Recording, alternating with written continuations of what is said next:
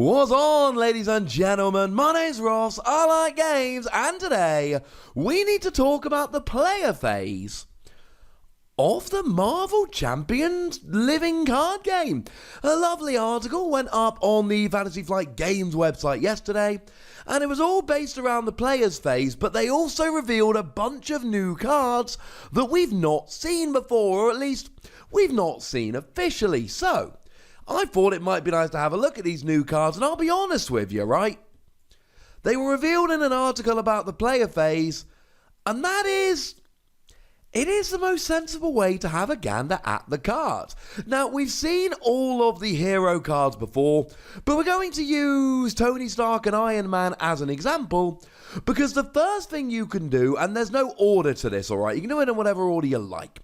But the first thing I want to talk about that you can do during the player phase of the game is you can flip or use your hero card. Now, you can change form. You can go from alter ego to hero or hero to alter ego, and you can do this once during your turn. And they have different effects. Iron Man, you get +1 hand size for each tech upgrade you control. You can go up to a hand size of 7, which is pretty important given that Iron Man has a natural hand size of 1. Tony Stark, on the other hand, has an action that lets you look at the top 3 cards of your deck. You add 1 to your hand and discard the others, and this is limited to once per round. Now, you can do this before or after flipping because it depends on what mode you're in, but what you are allowed to do once during your turn is exhaust your hero in order to use them. Now, this again depends whether you're in alter ego or hero form. In hero form, you exhaust it to either attack or thwart, and that is up to you.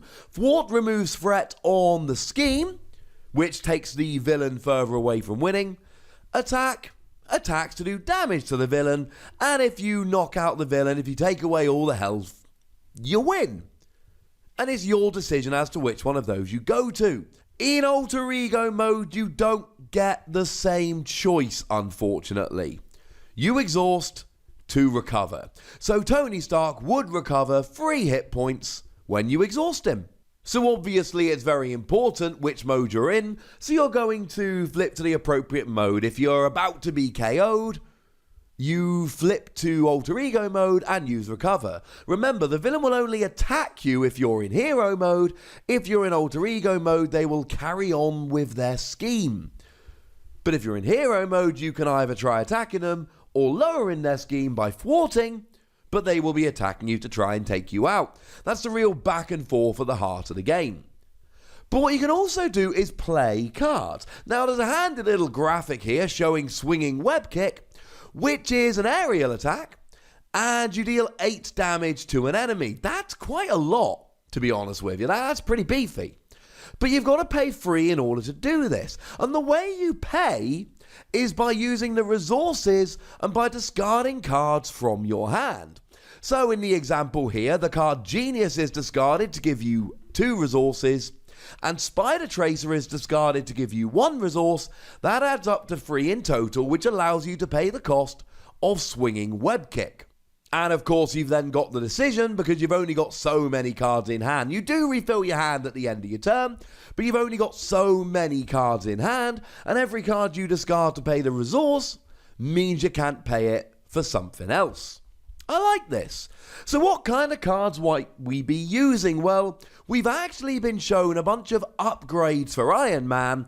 And of course, Iron Man with his upgrades is really important. An upgrade is just a card that will beef up one of your characters. Now, we've already seen that Iron Man will get +1 hand size for each tech upgrade you control. So Iron Man is clearly a character that's going to want to have a bunch of upgrades. So we've been shown 3. Powered Gauntlet, Rocket Boots, and Arc Reactor. So if we start off with Powered Gauntlets, it is a tech upgrade. You can see that because it says Armor Tech. All the ones we're looking at incidentally are tech upgrades. Kind of makes sense that they would be. And it's got a hero action. When you attack, you exhaust Powered Gauntlets and you deal 1 damage to an enemy. 2 damage instead if you have the aerial trait. Nice for the wreck damage, or as we call it on this channel, cheeky damage. Now, we've also been given a little bit of a peek at rocket boots. Gives you +1 hit point. +1 hit point is good. I mean, Iron Man comes in, along with Tony Stark, with 9 hit points, which is actually the lowest of the heroes that we've seen so far. One above Spider-Man sitting there with 10. So it's actually really nice. It brings your hit points up to a more acceptable standard. It's a very nice card specifically for Iron Man.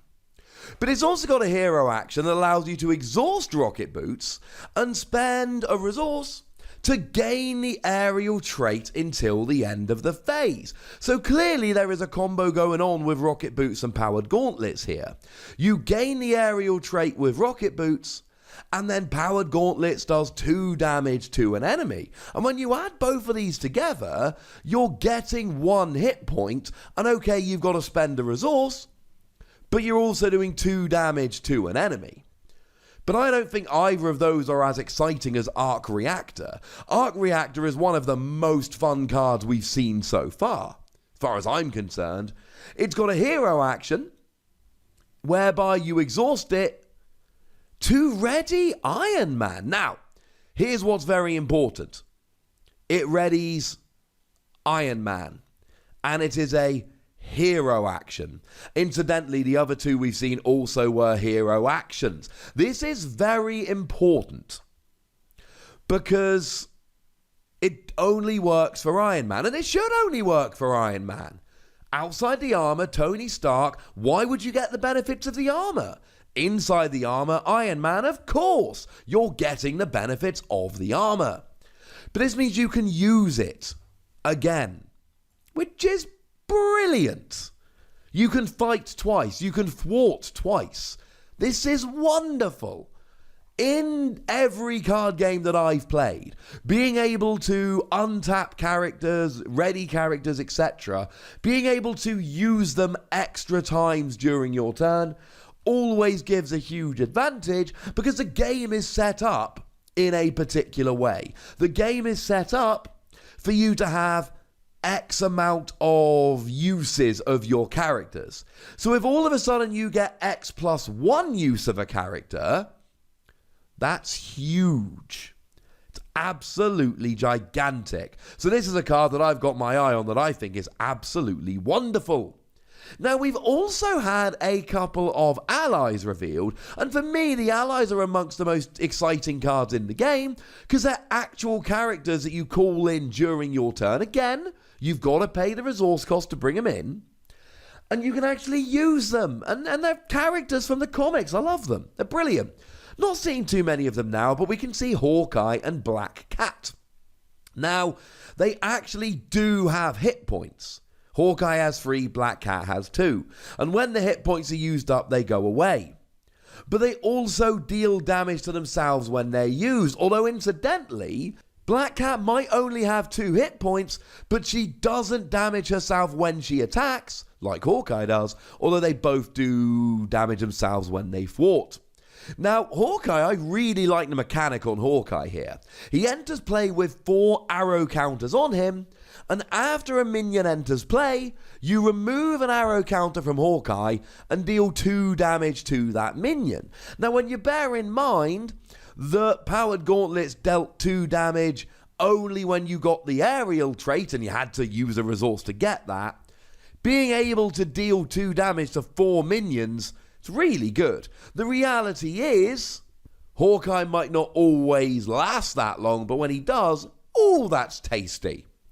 Black Cat has a forced response after you play it. You discard the top 2 cards of your deck, and you add each card with a printed science resource to your hand. Although if you want to be pedantic, it's technically called a mental resource, which with British slang might not be the best name. No, it makes perfect sense. Right, the other card that's been revealed is Helicarrier. Helicarrier is a support, and that is actually where you ask one of your other heroes to use an action ability on one of their cards, which is awesome. And Helicarrier is one I like very much indeed. Helicarrier, now it is max 1 per player, but you exhaust it, choose a player, reduce the resource cost of the next card that player plays this phase by 1. So you can ask your friend to use Helicarrier, and all of a sudden Black Cat comes in for 1 resource, Rocket Boots comes in for 3, etc. That's pretty gosh darned awesome. This game is going to be coming out rather soon. Should be coming out in October, if I remember correctly.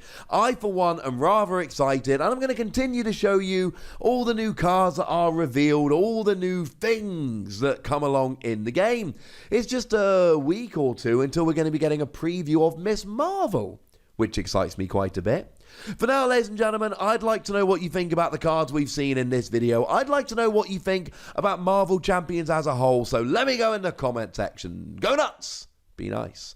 And then make sure you like this video, subscribe to this channel, and follow me on Twitter at the Wossy, where we talk about games like Transformers, but also anything else that takes our fancy. And please do make sure you take a look at patreon.com/PTCGradio. That's where you can support the channel, get some bonus podcasts, etc. But by far the most important thing, as always, look after yourselves till next time, would ya? Thank you very much for watching. My name's Ross, and you've been watching Wossy Plays.